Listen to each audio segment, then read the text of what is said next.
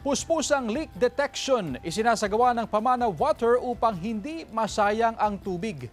Narito ang report.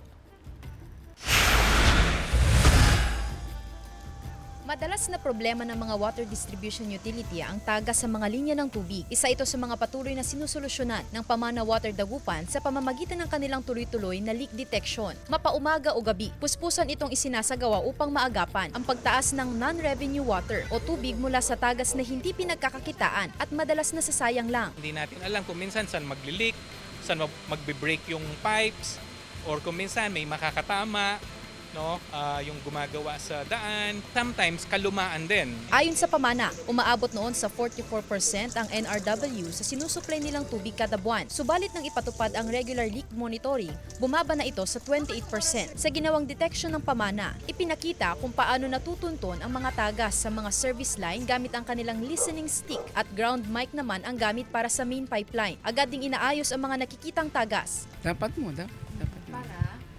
Para ma-check nila kung yung leak, kung may pumapasok na marurumi, gano'n. Yung tubig na nasasayang because of leaks, imbis na mapunta na yun sa customer, makadagdag sa supply, makadagdag sa pressure, nawawala lang siya. Panawagan ng Pamana sa mga consumer, i-report agad ang mga makikitang tagas sa mga linya ng tubig upang mapigyan ng agarang solusyon. Kasama si Daryl Peralta, Senti Salvacio, One North, Central Luzon.